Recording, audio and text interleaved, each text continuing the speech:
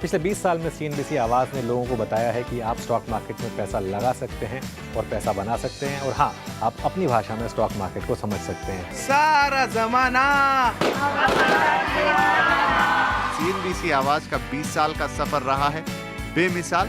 निवेशकों और कंज्यूमर्स को किया है माला माल। फाइनेंशियल इंक्लूजन, वेल्थ क्रिएशन और जहां तक डीज ऑर्गेनाइज करने की बात है बाजार को, सीएनबीसी आवाज ने ये सब आपके लिए पिछले 20 सालों में किया। 20 सालों की बहुत बहुत मुबारकबाद। 20 साल और अभी तो इस देश में इक्विटी कल्ट की शुरुआत हुई। सीएनबीसी आवाज की मेहनत रंग ला रही। हैप्पी बर्थडे सीएनबीसी आवाज। 20 साल में मार्केट बदला, देश की इकोनॉमी बदली, देश के कंज्यूमर बदले, नहीं बदला तो सीएनबीसी आवाज का संकल्प। हैप्पी बर्थडे सीएनबीसी आवाज। हैप्पी बर्थडे सीएनबीसी आवाज। हैप्पी बर्थडे सीएनबीसी आवाज। हैप्पी बर्थडे सीएनबीसी आवाज। बेमिसाल 20 साल पर सीएनबीसी आवाज़ को ढेर सारी बधाई। हैप्पी बर्थडे सीएनबीसी आवाज। हैप्पी बर्थडे सीएनबीसी आवाज़, और यही विश करूंगा कि अगले 20 साल और शानदार हो।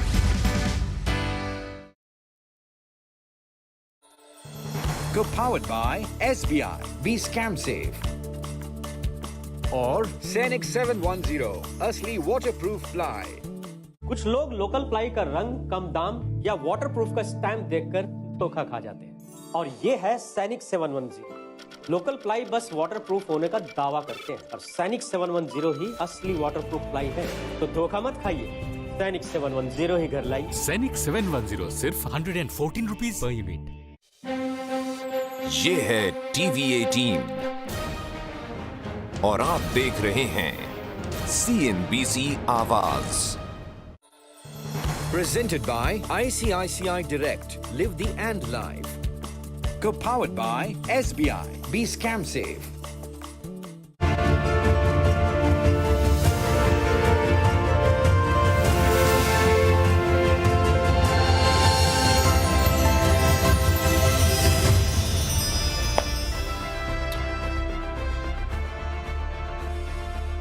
जय 13 जनवरी यानी सीएनबीसी आवाज़ के 20 साल का कार्यकाल आज पूरा हुआ, और इस उपलक्ष्य में आज इस दिन को सेलिब्रेट कर रहे हैं हम। अब कुछ देर पहले आपने आज ओपनिंग बेल के पास सीधा प्रसारण देखा था एनएससी से, ओपनिंग बेल। उसके बाद मार्केट्स थोड़ा सा अभी भी मैं कहूँगा कि कन्विक्शन जुटा नहीं पाया लोअर ट्रेजेक्टरीज में। 23,200 और बैंक निफ्टी करीब 48,200 के जोन में। निफ्टी आईटी स्टिल 200 अंकों के नुकसान के साथ, लेकिन मिड कैप इंडेक्स अगर आप देखें तो मिड कैप और स्मॉल कैप है वो काफ़ी दिक्कत में है, वो मार्केट ब्रेथ को काफ़ी ख़राब कर रहे हैं। और ज़रा प्लीज़ मिड कैप इंडेक्स रखिएगा स्क्रीन पे, और स्मॉल कैप इंडेक्स भी ये आपकी स्क्रीन पे। 850 अंकों का नुकसान, 53,719 का। खैर, अभी कुछ मार्केट बिग वॉइसेस इस दिन 13 जनवरी को हमारे साथ हमारे बर्थडे पर और जुड़ने के लिए तैयार हैं। इसमें पूरा क्रम मैं आपके स्क्रीन पे रखूंगा। अभी टेक्निकल ट्रेड्स के लिए हमारे साथ रहेंगे आशीष बहती, सचिन जी और अमित से, जतिन गेडिया, और कुछ देर में हम बातचीत शुरू करेंगे समीर अरोड़ा जी से हीलियस कैपिटल के। वो हमारे साथ जुड़ेंगे। नीलेश शाह से बातचीत करेंगे इस अवसर पर और बाजार के इस मौजूदा स्तरों पर जो पिछले 4-5 दिन में बड़ा पैनिक आया है, उसमें आपको क्या अप्रोच रखनी चाहिए, खुल के बात करेंगे। निफ्टी आपकी स्क्रीन पे 23,210 एंड बैंक निफ्टी करीब 506 अंक नीचे 48,237। आप सभी को नमस्कार, कार्यक्रम में स्वागत है। Amit, good morning. आपके 2 ट्रेड्स इस वक्त के। जी good morning Virendra ji, and good morning to all the panelist. Virendra ji, first of all congratulations to everyone in CNBC for the 20th birthday. सबको हार्दिक शुभकामनाएं। वीरेंद्र जी, इस समय का मेरा पहला एक लॉन्ग और एक शॉर्ट आइडिया रहेगा। शॉर्ट आइडिया रहेगा पीआई इंडस्ट्रीज। पीआई इंडस्ट्रीज अगर हम देखें तो यहाँ पे एक फ्रेश ब्रेकडाउन और आ रहा है। स्टॉक अपने सारे मूविंग एवरेजेस के नीचे ट्रेड कर रहा है और काफी स्ट्रॉन्ग डाउनवर्ड मोमेंटम है। करंटली इसका प्राइस 3530 का है। इसे शॉर्ट करें for targets of 3450 and 3400। Stop loss हमारा रहेगा यहाँ पे 3600 का। सेकंड हमारा एक आइडिया रहेगा लॉन्ग साइड का। ब्रिटानिया मैंने फ्राइडे को भी दिया था चार्ट के चमत्कार में, आज मैं उस ट्रेड को वापस रीटरेट करता हूँ। It is a very good chart, और जिस हिसाब से ये शेपअप कर रहा है, थोड़ा सा अगर बाउंस आता है तो I think it will start out performing. एक राउंडिंग बॉटम पैटर्न स्टॉक ने बनाया है। बेस में 10 और 20 यहाँ पे रिकवर है। जस्ट एक 50 डेमा का हर्डल है, वो क्रॉस होता है तो और मोमेंटम देखेंगे। फिलहाल इसे बाय करें 4900 के स्टॉप लॉस से, और टारगेट्स हमारे रहेंगे 5050 के। ओके, ब्रिटानिया आपका बाय कॉल है। इस बीच मैं स्क्रीन पे चीज़ रखूंगा, एंड दैट्स आई थिंक वो एक क्रिटिकल पार्ट होगा रिलायंस रखिए स्क्रीन पे, इट्स 1237। रिलायंस एक पुश जनरेट करता हुआ, रिलायंस आज खुला कमज़ोर था, लेकिन जहाँ से खुला वहाँ से अब तक जो रिकवरी है वो जारी है, मतलब हर टिक में रिकवरी आई है एंड 1236.90, और यही कारण है कि निफ्टी अब थोड़ा सा पुश लेके टूवर्ड्स 23250 अब जाता हुआ। जतिन जी गुड मॉर्निंग, आपके दो ट्रेड्स। Good morning everybody. और सीएनबीसी आवाज के 20 साल संपूर्ण होने पर मेरा एसेट शेर खान की तरफ से आपको और आपकी टीम को बहुत बहुत बधाइयाँ। अगर जो ट्रेड्स की बात करूँ तो हमें लगता है कि कहीं ना कहीं एक रिकवरी मोड में हो सकता है बाजार आज के ट्रेडिंग सेशन में। तो पहला तो लॉन्ग साइड की तरफ जो ट्रेड होगा वो टाइटन में रहेगा।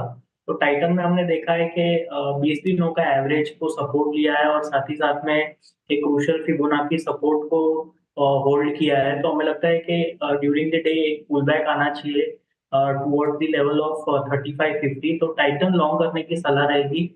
स्टॉप लॉस रखना होगा 3390 का और ऊपर में टारगेट्स रहेंगे 3550 के। जो एक सेल साइड का भी रिकमेंडेशन देंगे वो होगा बाटा इंडिया में। तो बाटा इंडिया में हमने देखा है कि एक फ्रेश ब्रेकडाउन देखने मिला है। लास्ट तीन दिनों के लोस के नीचे ट्रेड कर रहा है। तो हमें लगता है कि Bata India during the day week हो सकता है। तो बाटा सेल करने की सलाह रहेगी। स्टॉप लॉस रखना होगा 1420 का और ऊपर में नीचे में टारगेट्स रहेंगे 1360 के और 1325 के। ओके, ये दो रेट्स आपके। आशीष बहती जी आपके दो ट्रेड्स इस वक्त के। जी वीरेंद्र जी, पहला जो ट्रेड रहेगा वो रहेगा बिरला सॉफ्ट में खरीदारी की सलाह रहेगी। हमें लग रहा है कि यहाँ पे थोड़ा सा मोमेंटम बन रहा है और एक आईटी में बीटन डाउन स्टॉक रहा है ये, तो यहाँ थोड़ा पुल बैक एंटिसिपेट कर रहे हैं। 545 का स्टॉप लॉस लगाकर खरीदारी की सलाह है, 565 एंड 575 के टारगेट्स के लिए। दूसरा जो स्टॉक हमें शॉर्ट साइड में दिख रहा है वो है अतुल लिमिटेड का। यहाँ पे फ्रेश ब्रेकडाउन है और हमें लग रहा है कि इसमें यहाँ पे गिरावट बढ़ते हुए देखने मिल सकती है। तो अतुल लिमिटेड में शॉर्ट करने की सलाह है। जो स्टॉप लॉस इसमें मेंटेन करना है वो 6800 का एक एसएल मेंटेन करें और 6600 के टारगेट के लिए इसमें बिकवाली की जा सकती है। ओके, अब चलते हैं सचिन जी के पास, उनके दो ट्रेड्स के लिए। सचिन क्या पिक कर रहे हैं आप? Good morning Virendra ji once again, and CNBC Awaaz की पूरी टीम को ढेर सारी शुभकामनाएं मेरे ओर से और ट्रेड बुल्स की ओर से। जिस तरीके से वापस मार्केट ने एक थोड़ा सा स्टेबिलिटी दिखाई है तो मुझे लग रहा है एक पुल बैक हो सकता है ड्यूरिंग द डे, एंड इसीलिए जो दोनों ट्रेड है वो ऑन द लॉन्ग साइड है। पहला है भारतीय एयरटेल में, जिस तरीके से पिछले 4 दिनों का कंसोलिडेशन है, एक अच्छा बेस इसने 1600 के आसपास एग्जिबिट किया था, and despite of market weakness यहाँ पर रिलेटिवली काफी अच्छी स्ट्रेंथ एग्जिबिट हुई है। तो जिस तरीके से स्ट्रक्चर है मुझे लग रहा है 1640 के आसपास का एक स्विंग बन सकता है। तो यहाँ पर भारतीय एयरटेल में खरीदारी करने की सलाह होगी। स्टॉप लॉस आपको 1596 पे लगाना है। ट्रेडिंग के लिहाज से एक swing on the higher side expected होगा 1640 तक का। जो सेकंड स्टॉक है वो है यूपीएल। यहाँ पर भी पिछले कुछ दिनों से पूरे स्पेस में थोड़ी सी अच्छी हलचल हो रही है। जिस तरीके से बिल्टअप है 540 के आसपास का जो बेस है वो थोड़ा सा कॉन्फिडेंट नजर आ रहा है। तो इसीलिए मुझे लग रहा है कि एक अच्छा वेव अनफोल्ड होगी अराउंड 574 तक की। तो यहाँ पर भी फ्रेश लॉन्ग्स ऐड करने की सलाह होगी 540 के स्टॉप लॉस के साथ 574 के ट्रेडिंग टारगेट के लिए। ओके, यहाँ पे ट्रेड्स पूरे हो गए चारों मेहमानों के। थोड़ी सी स्कैनिंग करते हैं इससे पहले कि हम उस चर्चा को शुरू करें। निफ्टी में जो पुल बैक आया है उसको 2-3 चीज़ों ने स्पॉन्सर किया है। निफ्टी बैंक के पुल बैक को एक आई थिंक आईसीआईसीआई बैंक, जो कि अगर आप कंपैरिजन करें इंडसइंड बैंक की तुलना में या फिर एचडीएफसी बैंक की तुलना में या फिर एसबीआई की तुलना में, फिर भी ठीक ठाक था और अपने की एवरेज से काफ़ी ऊपर था। आईसीआईसीआई बैंक करीब 1239 पे एक रिकवरी यहाँ पर है, छोटी सी रिकवरी है। रिलायंस की रिकवरी मीनिंगफुल थी, बट जहाँ तक स्ट्रेंथ का सवाल है, जहाँ तक मजबूती को पकड़ने का, लैच ऑन करने का सवाल है, बाजार ने कम्प्लीटली अपना झुकाव जो है वो आईटी की तरफ किया है। डॉक्टर साहब जरा प्लीज़ स्क्रीन पे रखिए निफ्टी आईटी, और आप ये सोचिए कि निफ्टी आईटी में इतनी स्ट्रॉन्ग कैंडल क्रिएट हुई थी शुक्रवार को।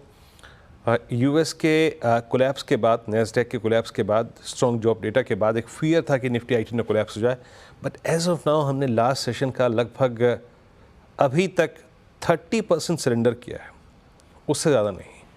और आप देखिए इस वक्त टीसीएस क्या कर रहा है और इन्फोसिस क्या कर रहा है। ज़्यादातर स्ट्रेंथ जो है ना वो टीसीएस और इन्फोसिस में है।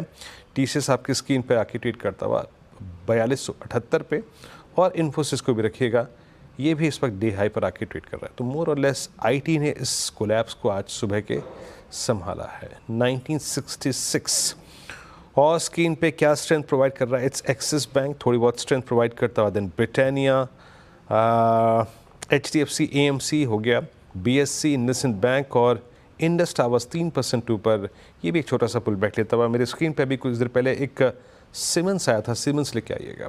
ये वो बास्केट, ये वो पॉकेट जहाँ पे सबसे ज़्यादा पेन था, 6000 फाइनली डे लो पर सिमेंस। और ये क्या कर रहा है, ये लेवल क्या है? ये लेवल है मई 2024 का। सचिन आपका ठीक है, सिमेंस मैं इनफैक्ट कुछ देर के लिए वीकली पे ट्रांसलेट करूं तो उसको क्या क्या क्या 5500-5400 की पॉसिबिलिटी लग रही है आपको वहाँ पे, जहाँ पे 100 वेमा प्लेस्ड है सचिन? बिल्कुल वीरेंद्र जी, काफी स्ट्रॉन्ग मोमेंटम रहा है on the lower side, and जिस इंटेंसिटी से इसने इनफैक्ट पिछले हफ्ते में 6300 का लेवल तोड़ा था, तो आई थिंक वो level on the lower side open हो चुका है 5700 तक का। यहाँ पर मुझे लग रहा है 20 month exponential moving average support है, तो आई थिंक वो एक काफी इंपॉर्टेंट सपोर्ट जोन होगा इस ओवरऑल ब्रॉडर स्ट्रक्चर के लिए। तो फिलहाल जिस तरीके से डेटा है, लग रहा है कि स्लिपेजेस और भी होंगे, अपने शॉर्ट टर्म एवरेजेस से थोड़ा सा दूर है। तो अगर पुल बैक भी आ जाता है तो आई थिंक एक काफी स्टिफ रेजिस्टेंस अभी 6200 के आसपास एग्जिबिट हुआ है, तो हो सकता है कि यहाँ पर पुल बैक पे फ्रेश शॉर्ट्स डिप्लॉय करने का मौका मिले। बट नीचे मुझे लग रहा है 5700 तक की विजिबिलिटी तो जरूर है, तो यहाँ पर पुल बैक पे फ्रेश शॉर्ट्स ऐड करने की सलाह होगी। ओके, कोई पुल बैक मिले तो फिर शॉर्ट कीजिएगा, not exactly at this level. और मैं अगर PSUs में जाऊं तो यहाँ पे जो NTPC था, कोल इंडिया था, ये काफ़ी पहले से ही काफ़ी दिक्कत में थे। कोल इंडिया आज 368 हल्का सा पुल बैक जनरेट करता हुआ एक ओवरसोल्ड ट्रैजेक्टरी से। बट आशीष, एक बात बताइएगा कि जो क्रूड में पुल बैक आया है टुवर्ड्स 81, माफ़ कीजिएगा, इसके बाद ऑयल इंडिया, इसके बाद ONGC, इन दो पॉकेट्स को आप कैसे प्ले करेंगे? आपका व्यू क्या है? जी, इन दोनों में से हमें थोड़ा सा ज्यादा प्रेफर्ड रह रहा है ONGC, भले ही अभी आज थोड़ा सा नरम होके ट्रेड कर रहा है, बट हमें लग रहा है कि ONGC वेल प्लेस्ड है। यहाँ पे थोड़ी सी गिरावट और आती है तो यहाँ पे खरीदारी की जा सकती है। जो एरिया जोन है हमारी खरीदारी की, वो 259 का रहेगा, और स्टॉप लॉस जो लगाना है उसमें 255 का। हमें लग रहा है पुल बैक में इसमें वापस 270 तक का जोन देखने मिल सकता है। वहीं अगर मैं ऑयल इंडिया की बात करूं तो इसका चार्ट स्ट्रक्चर भी अच्छा बना हुआ है। स्टॉक 20 डेमा के ऊपर ही सपोर्ट ले रहा है, तो यहाँ पे जिनके पास लॉन्ग है बने रहे। ऑयल में जो स्टॉप लॉस इन्हें मेंटेन करना चाहिए वो 450 का एक एसएल मेंटेन करे। ऊपर में हमें लगता है ऑयल में भी 480 तक का जोन देखने मिल सकता है। ओके, चलिए अब इस बीच मेरे सहयोगी अनुज जुड़ चुके हैं। अनुज, आज क्या सफ़र तय कर रहे हैं? ऑफिस से NSC, NSC से फिर ऑफिस। अनुज, छोटी सी यात्रा कैसी रही? बड़ा शानदार रहा सुबह का वो आज डिस्कशन ओपनिंग बेल के वक्त। अच्छा लगा आज 20वें साल पे NSC की ओपनिंग बेल? नहीं, बिल्कुल बहुत अच्छा लगा। और वहाँ पर आज लिस्टिंग भी थी और काफ़ी उसके बाद भी हमें वहाँ इतना अच्छा समय मिला, और हमारे साथ 3 दिग्गज जुड़े, तो बहुत अच्छा लग रहा है वीरू। और एक और दिग्गज अब हमारे साथ जुड़ने वाले हैं। CNBC आवाज़ के 20 साल के जश्न के मौके पर हीलियोस कैपिटल के फाउंडर समीर अरोड़ा हमारे साथ जुड़ गए हैं। ध्यान रखिएगा, आज हीलियोस की भी 20th, आज हीलियोस का भी बर्थडे है एक्चुअली। समीर जी, गुड मॉर्निंग। और ये स्टैंडर्ड है, हमारे बर्थडे पर आप हर साल हमारे साथ जुड़ते हैं क्योंकि हीलियोस का भी बर्थडे है। तो सबसे पहले तो आपको जन्मदिन की बहुत बहुत शुभकामनाएं। थैंक यू वेरी मच जी। और मेन बात है कि बर्थ रेट नहीं सेम है, दोनों की एज भी सेम है। 20th हमारा भी 20th बर्थडे है, so quite amazing. But congratulation, best wishes आपके व्यूअर्स को और आपको। बिल्कुल। तो समीर, 20 साल का ये सफ़र हीलियोस के लिए भी और CNBC आवाज़ के लिए भी काफ़ी शानदार रहा है। अगले 20 साल का सफ़र आप कैसे देख रहे हैं? मैं पहले तो ये होप कर रहा हूँ कि मैं 20 साल वो सफर देखूंगा अपने आप, हीलियोस तो पक्का देखेगी। बट बेसिकली क्या हुआ है कि लास्ट 20 ईयर्स या 25 ईयर्स हमारे, जिसमें मैंने शुरू की इन्वेस्टिंग अराउंड 25 साल पहले या 28 साल पहले, वो कोइंसाइड किया इंडिया के बहुत ही बढ़िया परफॉर्मेंस रही। तो इंडियन मार्केट के जो परफॉर्मेंस रही उसमें हम उसके साथ पार्टिसिपेट किए, तो हमारा भी अच्छा काम हो गया। बट आई वुड थिंक कि जब आप स्केल के साथ अच्छा करते हैं, बड़ी कंपनी के साथ या बड़ी कंट्री के साथ, तो अब इंडिया के लिए है कि पहले जब परफॉर्मेंस अच्छी थी और हम लोगों को बोलते थे कि जी इंडिया बड़ा अच्छा कर रहा है या हम बड़ा अच्छा कर रहे हैं, तो उनको लगता था कि इंडिया इज 0.1%, इंडिया बढ़ भी गया तो it's like a small cap company, तो दे कुड इग्नोर इट।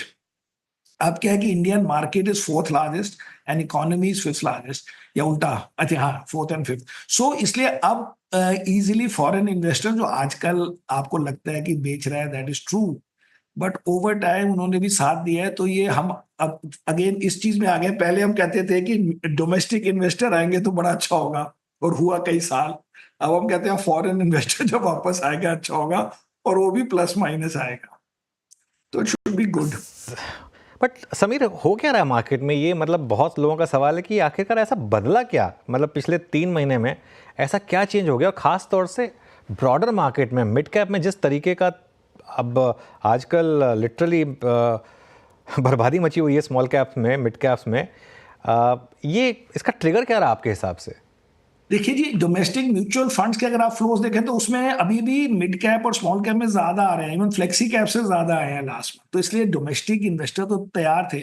मुझे लगता है कि हमारे सिस्टम ने ये अप्रिशिएट नहीं किया कि जब मार्केट थोड़ी सी खराब होगी तो जिसको निकलना है वो कैसे रूथलेसली निकलता है। बिकॉज क्या हुआ कि अगर कोइंसाइड करें किसी इवेंट के साथ तो आप कहेंगे कि अक्टूबर 24 से शुरू है, और अक्टूबर 24 में क्या हुआ, बेसिकली हुआ कि देयर वाज एक्सपेक्टेशन कि डोनाल्ड ट्रंप विल विन, और डोनाल्ड ट्रंप अपने tax cuts and extension of tax cuts और लिबरलाइजेशन एंड डीरेगुलेशन वगैरह के लिए लोगों ने सोचा कि ट्रंप जीतेगा तो मार्केट चलेगी, और वो हुआ भी। अब उसमें जिस आदमी के पास इंडिया में छोटे मोटे पैसे थे, India otherwise is a very frustrating place to invest money. हम तो क्योंकि पूरा टाइम इंडिया करते हैं तो हम उनकी सारी खामियों को भी एक्सेप्ट करते हैं और हर चीज को पॉजिटिव स्पिन देते हैं, but India is very very difficult from a tax point of view. लोग समझने को तैयार नहीं है, इंडिया अगर आना है तो वो आएंगे, नहीं आना तो नहीं आएंगे, ऐसे काम नहीं होता है। आप हर चीज में ऐसे करें कि उसने आना है तो अपने आप आए, नहीं तो कहाँ जाए, तो वो गूगल खरीद लेगा, इंडिया से ज्यादा रिटर्न बनते हैं। ये पॉइंट बैड टाइम में एक्सपोज होता है।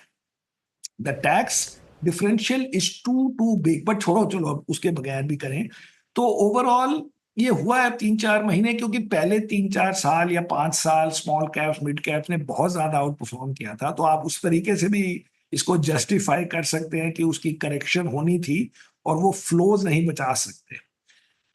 I mean you can look at it either way और बोथ वेज। समीर सर नमस्कार, वीरेंद्र बोल रहा हूँ दिल्ली स्टूडियो से। मेरी तरफ से भी आपको आपके जन्मदिन की शुभकामनाएं एलियस के। ये बैंक निफ्टी में और बैंकों में हुआ क्या है सर? वो आरबीआई की रिपोर्ट के बाद और एचडीएफसी बैंक के क्वार्टरली अपडेट के बाद ये तो रुकने का नाम नहीं ले रहा है। आपका व्यू उस वक्त बैंकों को लेकर क्या है? तो जी हमारा ये है कि हमारे पास वो 3 बड़े वाले बैंक हैं, एचडीएफसी, आईसीआईसीआई, स्टेट बैंक। अभी भी हमें लगता है कि एचडीएफसी बैंक के नेक्स्ट 2-3 सालों के नंबर्स बाकी इकोनॉमी से, आई मीन पूरी मार्केट से बेटर होंगे, 14-15% टाइप। अभी भी जो नंबर आया कि उन्होंने लोन ग्रोथ कम हो गई है, वो इट वाज मोर कि कॉर्पोरेट लोन ग्रोथ कम हुई है, रिटेल नहीं कम हुई। प्लस सेकेंडली इस क्वार्टर में सबसे बड़ी चीज होगी कि आपके एनपीएस कैसे हैं, या आपके वो जो माइक्रो फाइनेंस या स्मॉल अनसिक्योर्ड लेंडिंग कैसी है। अगर आपके पास पैसे हो तो लोन देना कोई मुश्किल काम नहीं है। इसलिए लोन ग्रोथ नहीं हुई तो ऐसे लगता है जैसे कोई एचडीएफसी बैंक से पैसे लेने को तैयार नहीं है, बट बाकी बैंकों से लेने को तैयार है, जबकि एचडीएफसी बैंक का rate even in that area would be lower than others. तो लोन देने का हमारा जी 15% लोन ग्रोथ हो गई, इट हैज नो वैल्यू।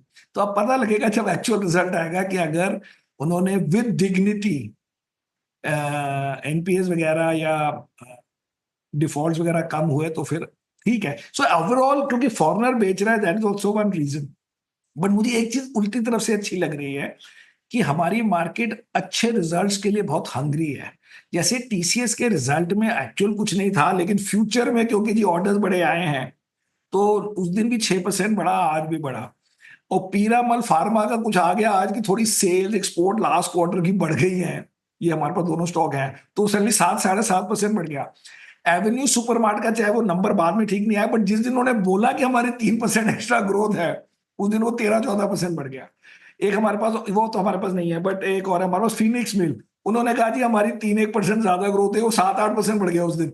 तो कहने का मतलब है अब सारा गेम इस क्वार्टर में होगा कि कौन रिजल्ट्स थोड़े अच्छे दिखाए और ये ना बोले कि ये अच्छे हैं अब आगे से गंदे हो जाएंगे, and then we can hope to get. तो आज शाम से ही शुरू हो जाएगा ये, अब रिजल्ट्स का आना, देखते हैं क्या होता है। अच्छी टर्म का आपने इस्तेमाल किया Sameer sir, hungry for good numbers. मुझे याद है जब मेरी 2 इंटरेक्शन पहले आपसे बातचीत हो रही थी, करीब मिड 24 में आपके वॉइस, आपकी सोच आईटी पे बदली थी। अप्रॉक्सीमेट मानूँ तो वहाँ से 10% निफ्टी आईटी चल रहा है।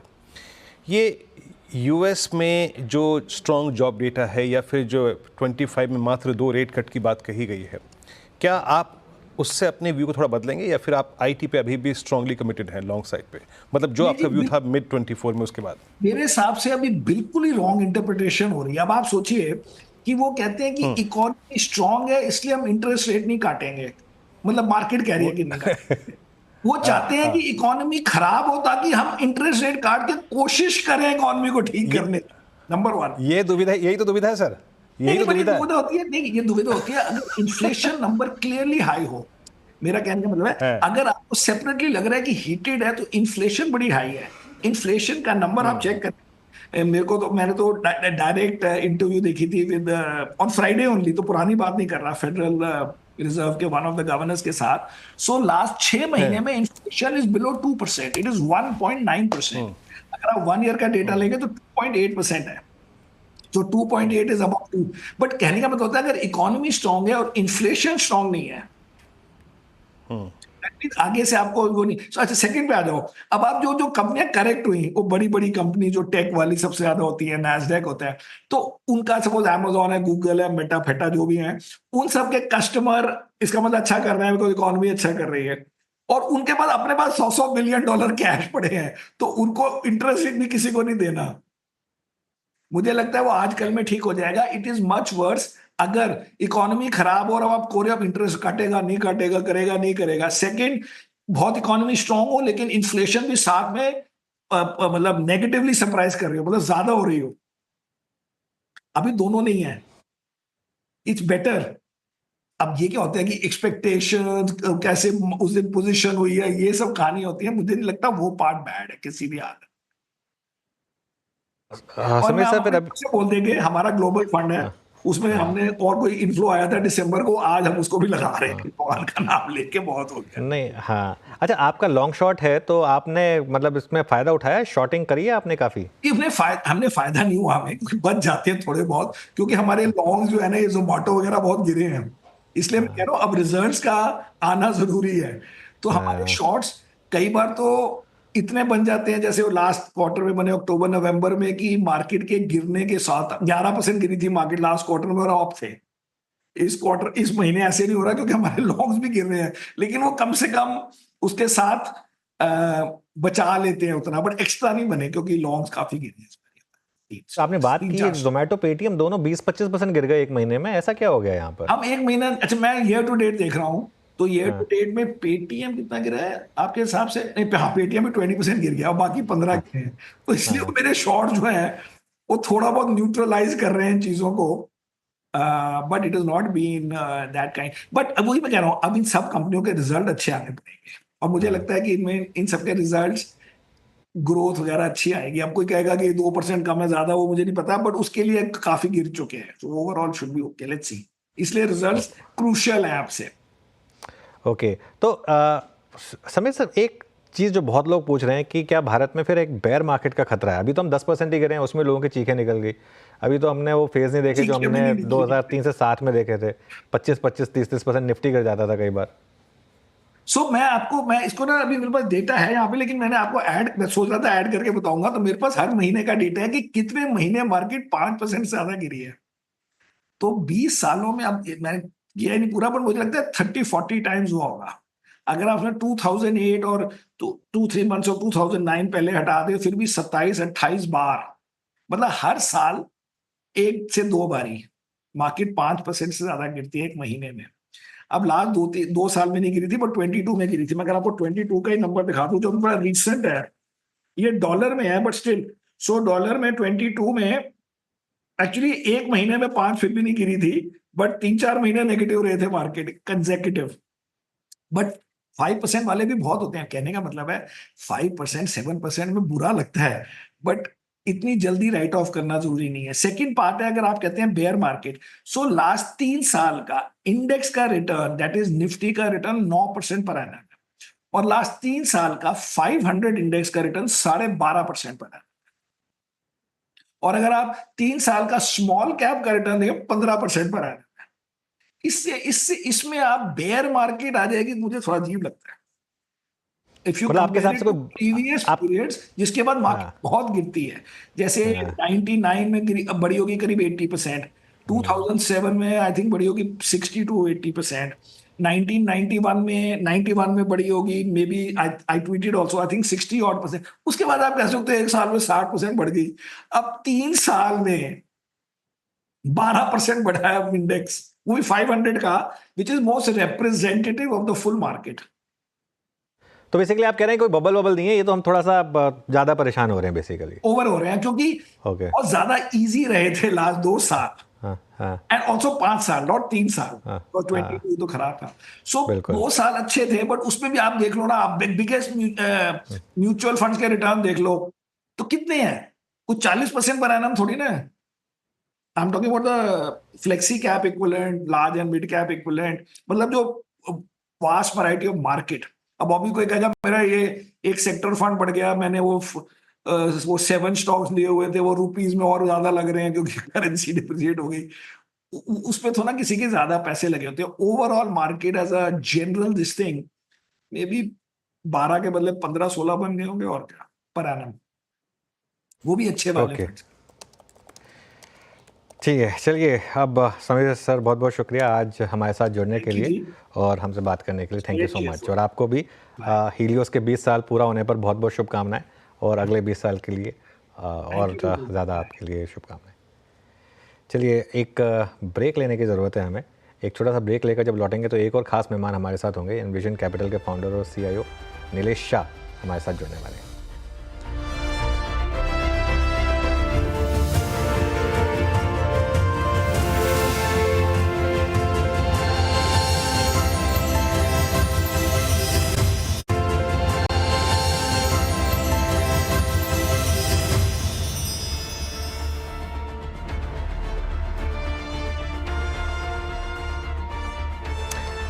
Welcome back. आज हम सेलिब्रेट कर रहे हैं CNBC आवाज़ के 20 साल, और अब हमारे साथ एनविजन कैपिटल के फाउंडर और CIO नीलेश शाह जुड़े हैं। और अगर हम पिछले 20 साल की बात करें तो नीलेश शाह पिछले 20 साल से CNBC आवाज़ के साथ जुड़े हुए हैं, और इस देश ने जो तरक्की की है उसका एक एग्जांपल नीलेश खुद हैं, क्योंकि 20 साल पहले आप कोटक में थे नीलेश, है ना? 20 साल पहले आप कोटक में थे, और उसके बाद सेल साइड में भी रहे, बाय साइड में भी रहे, और आज ये खुद एक एंटरप्रेन्योर हैं और एक सक्सेसफुल एंटरप्रेन्योर हैं स्टॉक मार्केट में। हाँ, 20 साल में भी ये वैसे ही दिखते हैं जो 20 साल पहले दिखते थे, उतना ही फिट हैं। Nilesh, good morning. सबसे पहले तो CNBC आवाज़ की 20वीं सालगिरह पर जुड़ने के लिए आपका दिल से धन्यवाद। धन्यवाद अनुज, और 20 साल कंप्लीट करने को CNBC आवाज़ को बहुत बहुत बड़ी शुभकामना है। कॉन्ग्रेचुलेशंस। CNBC आवाज़ ने काफ़ी मुकाम हासिल किए हैं, अच्छी प्रगति की है, और जो इन्वेस्टर अवेयरनेस क्रिएट करने में एक बहुत ही बड़ी भूमिका की है।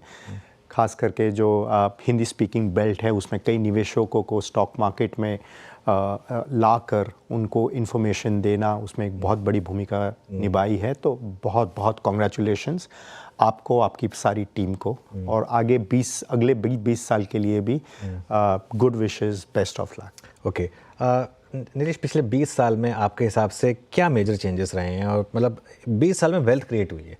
तो ये ट्रेडिंग अपनी जगह है, ट्रेडिंग में गेंस लॉसेस होते रहते हैं, लेकिन 20 साल में हमने बड़े से बड़े करेक्शन देखे हैं, 30%, 40%, इवन 58% का निफ्टी का हमने फॉल देखा है। और उसके बावजूद अगर आप कंपाउंडेड रिटर्न्स देखें तो करीब 13-14% हमने, अगर डिविडेंड को जोड़ लें तो उस हिसाब के रिटर्न्स सिर्फ इंडेक्स ने कमा कर दिए हैं। अच्छे पोर्टफोलियो में तो उससे भी कहीं ज़्यादा।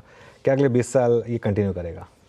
अनुज, जो एक इंडिया की मार्केट की जो एक खासियत रही है, और एक यूनाइटेड स्टेट्स को छोड़ के बाकी जितनी भी विश्व में इमर्जिंग मार्केट्स है, बहुत कम मार्केट्स ऐसी है जहाँ पे GDP ग्रोथ अर्निंग्स ग्रोथ में कन्वर्ट हुआ है, और earnings growth stock market return में कन्वर्ट हुआ है।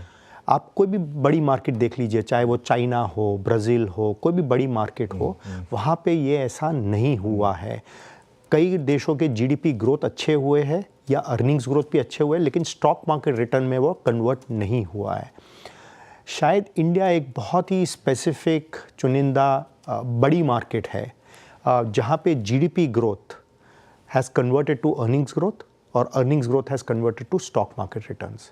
तो पहला ये जो अगर आप मुझे पूछेंगे कि पिछले 20 साल में क्या इंडिया की मार्केट ने एक बहुत ही नोटेबल फीचर क्या है, ये एक फीचर है और मेरे हिसाब से ये एक ग्लोबल इन्वेस्टर्स के लिए बहुत ही एक बड़ा अट्रैक्शन है। पहली बात तो ये है। दूसरी बात ये है कि जो रिटेल इन्वेस्टर का पार्टिसिपेशन, ये मार्केट खाली इंस्टीट्यूशनल इन्वेस्टर्स की नहीं रह गई है, रिटेल इन्वेस्टर्स की म्यूचुअल फंड के माध्यम से एक जो पार्टिसिपेशन उभर के आई है वो एक खास रिमार्केबल डेवलपमेंट पिछले 20 साल में हुई है। और तीसरी, मार्केट की जो विथ है, अपॉर्चुनिटीज़ है, जो सेक्टर्स है वो हमेशा बढ़ते गए हैं। कई मार्केट्स में हमें ये देखने गया था कि वो एक सिर्फ सेमीकंडक्टर ओरिएंटेड मार्केट है, या वो खाली मैन्युफैक्चरिंग ओरिएंटेड मार्केट है, या वो खाली एग्री कमोडिटीज़ की मार्केट है। इंडिया का जो बुफे है वो बुफे एक्सपैंड ही होता गया। जैसे हमारी शादियों में कैसे बुफेज एक्सपैंड ही होते गए, ऐसे स्टॉक मार्केट में जो बुफे है वो एक्सपैंड ही होता गया, चॉइस मिलती गई। ये नहीं है कि एक सेक्टर दब गया तो अभी क्या करें, कई और सेक्टर्स उभर के आए हैं। तो मेरे हिसाब से ये पिछले 20 साल में ये जो 3 या 4 जो एक प्रमुख रिमार्केबल डेवलपमेंट्स है, जिससे मैं कह सकता हूँ कि इंडिया एक स्टैंड आउट मार्केट उभर करके आई है पिछले 20 सालों में। अच्छा नीलेश जी, आपने बहुत नमस्कार पहले तो मेरी तरफ से नीलेश जी, ये जो आपने बात एक बखूबी कही कि जो जीडीपी की ग्रोथ थी वो अर्निंग्स पर फिर स्टॉक मार्केट्स में ट्रांसलेट हुई हैं, ये हालिया धीमापन का जो कारण रहा जीडीपी का, जो कि अर्निंग्स में दिखाई दे रहा है, ये कब तक बॉटम आउट होने की आसार लग रहे हैं? क्योंकि लास्ट 3-4 महीने में बहुत सारी चीज़ें रहीं, इन्फ्लेशन आपका हाई रहा, आपके रेट कट्स नहीं आ पाए, और दूसरी बात आपका जो ड्यूरिंग द इलेक्शन चीज़ें काफ़ी स्लो डाउन हो गई थी। तो इसका बेस बनने में कब तक वक्त लगेगा जो कि फिर फाइनली अर्निंग्स में ट्रांसलेट हो? ऐसा लग रहा है, और नमस्कार, और आपको भी बहुत शुभकामनाएं। 20 साल सीएनबीसी आवाज़ ने कंप्लीट किए। हमारा ऐसा मानना है कि ये जो पिछले 6 महीने से तकरीबन मार्केट एक कंसोलिडेशन फेज़ में जा चुकी है, और ख़ास करके पिछले कुछ 1 या 2 हफ्तों से तो एक करेक्शन फेज़ में भी जा चुका है मार्केट। ऐसा लग रहा है कि शायद ये जो क्वार्टर है, जनवरी टू मार्च का जो क्वार्टर है, ये क्वार्टर में ये कंसोलिडेशन फेज़, करेक्शन फेज़ जारी होके ऐसा लग रहा है कि काफ़ी बॉटम आउट होने की काफ़ी अच्छी गुंजाइश है। तो जो कॉर्पोरेट अर्निंग्स में भी जो स्लो डाउन आना होगा वो भी दिसंबर क्वार्टर के साथ आ जाएगा। कई बैंक्सों के जो एसेट क्वालिटी के चैलेंजेस हैं या जो निम्स के उनके चैलेंजेस, ये सारी जो चीज़ें हैं वो काफ़ी बॉटम आउट होने की काफ़ी अच्छी संभावना है। और मार्केट हमेशा या तो 1-2 महीने पहले या 1-2 महीने के बाद के जनरली लीड के साथ ये सब संकेत दे देती है। तो ऐसा लग रहा है, हमारा ऐसा मानना है कि ये जो जनवरी टू मार्च का क्वार्टर है, इसमें मार्केट को बॉटम आउट होने में अच्छी एक संभावना है। अच्छा ठीक है, जैसे कि आप कहते हैं कि जनवरी से लेकर मार्च के क्वार्टर में ये बॉटम आउट हो जाएगा, ये बाजार की गिरावट, ये प्राइसेस लैच ऑन, यानी क्या ग्रिप करना चाहिए नीलेश जी आपके मुताबिक? एक एक करके अगर मैं स्पेसिस को छेड़ूँ, PSUs में सबसे बड़ा डैमेज हुआ है। Look at Coal India, NTPC, पूरे आपका defence basket, railways. No doubt कि गवर्नमेंट की स्पेंडिंग कम हुई थी, वो आपके कैपेक्स के फिगर्स में विजिबल थी। इस PSU स्पेस को आप कैसे रीड कर रहे हैं? क्या इस प्राइस पे कंसिडर करने लायक है? बिल्कुल ये प्राइस पे कंसिडर करने लायक है। मैं मेरा नज़रिया जो है खाली PSU स्टॉक्स तक सीमित नहीं रख रहा हूँ, लेकिन हमारी सोच ऐसी है कि जहाँ पे सरकार का जो खर्च है, जो गवर्नमेंट एक्सपेंडिचर है, और उनसे कौन से बिजनेसेस या सेक्टर्स या कंपनीज़ को वृद्धि में ये ट्रांसलेट होगा, मैं उस हिसाब से देखता हूँ। तो ये ज़रूरी नहीं है कि ये जो गवर्नमेंट रिलेटेड सेक्टर्स है वो खाली जो PSU स्टॉक्स ओन करने चाहिए। हमारा ऐसा मानना है कि कई प्राइवेट कंपनीज जो इसमें हैं, जिनके स्टॉक प्राइसेस काफ़ी करेक्ट हुए हैं, लेकिन ऐसा लग रहा है कि अगले 2-3 महीनों में गवर्नमेंट के ऑर्डर्स आएंगे, ऑर्डर बुक्स बढ़ेंगे, और अगला फाइनेंशियल ईयर है जिसमें ये ऑर्डर बुक की एग्जीक्यूशन होगी और हमें ये अर्निंग्स ग्रोथ में ट्रांसलेट होते हुए दिखाई देगा। जैसे सेक्टर्स लाइक रेलवेज़ है, डिफेंस है, एरोस्पेस है, रिन्यूएबल एनर्जी है, सोलर पंप्स का जो क्षेत्र है, ये जो सारे क्षेत्र है, ऐसा लग रहा है कि यहाँ पे गवर्नमेंट की स्पेंडिंग वापस आएगी, क्योंकि गवर्नमेंट जो है वो एक्सपेंडिचर के नज़रिए से पाइट पाइपर है। मतलब उन्होंने लीड पिछले 3-4 साल में ली है, और ऐसा लग रहा है कि अगले 3 या 4 साल में उनको कई ऑब्जेक्टिव्स अचीव करने हैं, कई टारगेट्स अचीव करने हैं, कई माइलस्टोन अचीव करने हैं। तो ये हर क्षेत्र, जो मैंने कहा, ये हर क्षेत्र के जो काफ़ी इंडिविजुअल एफिशिएंट कंपनीज है, जहाँ स्टॉक प्राइस करेक्शन अच्छे हुए हैं, वेल कैपिटलाइज्ड बैलेंस शीट है, उन्हीं पे ध्यान केंद्रित करना चाहिए। ओके, मीनवाइल एक बार जरा आप बैंक निफ्टी लेकर आइए, इंट्राडे चार्ट बैंक निफ्टी का, और अच्छी खासी रिकवरी अब आपको बैंक निफ्टी में देखने को मिलेगी। इनफैक्ट हम टेक्निकली डे हाई पर आ गए हैं इस समय। देखिए, मार्केट में बीच बीच में शॉर्ट कवरिंग मूव्स आएंगे, ये ध्यान रखिएगा। 400 पॉइंट की रिकवरी इंट्राडे लो में आ चुकी है, और HDFC बैंक अब उसको लीड कर रहा है, डे हाई पर आया। ध्यान रखिए 200 डे सिंपल मूविंग एवरेज पर है इस समय HDFC बैंक, और ये मेक और ब्रेक जोन है 1642 पर, 1647 का 200 डे मूविंग एवरेज, तो उसके आसपास ही है। इसने लोअर लेवल से रिकवरी को लीड किया। इंडसइंड बैंक ने भी अच्छे मूव्स दिखाए। नरेश, एक ज़माना था जिसमें HDFC बैंक को किसी भी प्राइस पर आप ले लो तो बहुत पैसा बनता था पिछले 4-5 साल में, लेकिन ऐसा क्या बदला है जो इस तरीके के, मतलब फॉलन एंजल जिसे हम ऑलमोस्ट अब कहने लग गए हैं? और अगर आप लॉन्ग टर्म इन्वेस्टर हैं तो क्या करें? अगर आप इसको पिछले 20 साल की रैली में अगर आपने पार्टिसिपेट नहीं किया तो क्या अब ये मौका है इसमें पार्टिसिपेट करने का? आप कैसे देखते हैं? जो HDFC बैंक या कोई भी बड़ी बैंक के साथ चैलेंज ये हुआ है कि कंपटीशन पिछले 3-4 साल में काफ़ी बड़ी है। HDFC बैंक के केस में खास करके ऑफ कोर्स मर्जर हुआ है, और वो जो मर्जर रिलेटेड, कंसोलिडेशन रिलेटेड जो चैलेंजेस है वो भी एक कंसर्न रहा है। बट उसके अलावा जो कई छोटी बैंक्स हैं, उन्होंने आके काफ़ी एक तरह की कॉम्पिटिटिव थ्रेट उभर करके आई है। कई छोटी बैंक्स ने ये किया है। उसके अलावा जो फिनटेक कंपनीज़ है, उन्होंने भी आके कंपटीशन पेश किया है। तो ये चैलेंज आई है HDFC बैंक के साथ और ये बड़ी बैंक्स के साथ। लेकिन ऐसे लग रहा है कि जिस हिसाब से पिछले 4 साल 5 साल का जो अंडर परफॉर्मेंस रहा है HDFC बैंक का, या स्टॉक प्राइस करेक्शन, ये लग रहा है कि अभी वो शायद अंडर परफॉर्मेंस का एक फेज़ ख़त्म हो रहा है, और हो सकता है कि अगले 1-1.5 साल में एक ये आउट परफॉर्मेंस भी कर सकता है।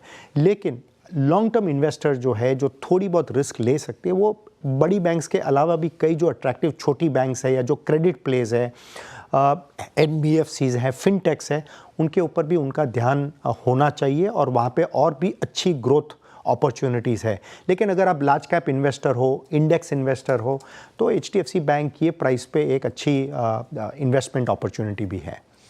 ओके, चलिए नीलेश, बहुत बहुत शुक्रिया आज हमारे साथ जुड़ने के लिए। धन्यवाद। इस दिन पर चलिए, मार्केट में थोड़ी रिकवरी आ रही है, आपके सवाल भी होंगे। कुछ ही देर में कंचन और श्रेया भी जुड़ेंगे ट्रेडर्स हॉटलाइन लेकर, लेकिन वीरू के पास चलते हैं। वीरू, रिकवरी है, हालांकि मिड कैप में नहीं है, लार्ज कैप में है स्पेसिफिकली, और बैंक निफ्टी में रिकवरी है।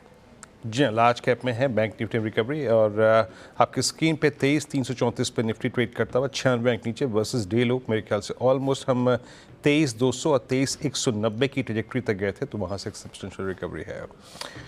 गाबा सर हमारे साथ मौजूद हैं। गाबा सर, ये रिकवरी कहाँ ज़्यादा अच्छी लग रही है आपको, और क्या चीज़ करना चाहेंगे इस डिप में आप? एक्चुअली मुझे लगता है ये इस रिकवरी में थोड़ा एक लगता है कि एक अप मिलना चाहिए यार। जो बाउंस मिला है बैंक निफ्टी में, आई थिंक बैंक निफ्टी सराहनीय है। मुझे क्या लगता है, ट्रेड करा 48,760 फ्यूचर की बात कर रहा हूँ। पॉसिबल अगर अप्पू मिले तो शायद ये करीब 49,000 भी जा सकता है। निफ्टी में अप्पू है, लेकिन रेसिस्टेंस करीब 23,500 के आसपास है, वहां तक जाने की क्षमता रखता है। तो यस, पॉसिबल है। स्टॉप थोड़ा टाइट होगा निफ्टी में। फ्यूचर्स की बात कर रहा हूँ 23,320 का।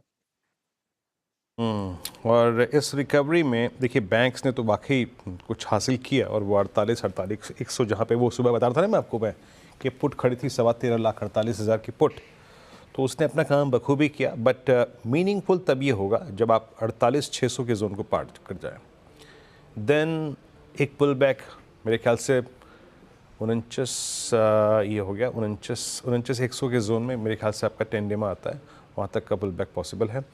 बट निफ्टी बैंक भी पुल बैक लेता है। बट निफ्टी IT अब सीरियसली अपने जो शुक्रवार के हाईएस्ट क्लस्टर्स हैं उसके पास आने की कोशिश करते हुए। इस बीच जनाब मैं थोड़ा समय कम लूँगा। 2 लोग इस वक्त बड़े मतलब जिसे कहते हैं ना, खफा है। श्रेया और कंचन कह रही हैं कि हमारा वक्त खा गए। कोई बात नहीं, 20 साल का जश्न था आज श्रेया, कंचन, इसलिए थोड़ा वक्त लगा। Over to you for traders hotline. बिल्कुल सर जी, कोई बात नहीं। ठीक है, तो अब शो की शुरुआत करते हैं ट्रेडर्स हॉटलाइन की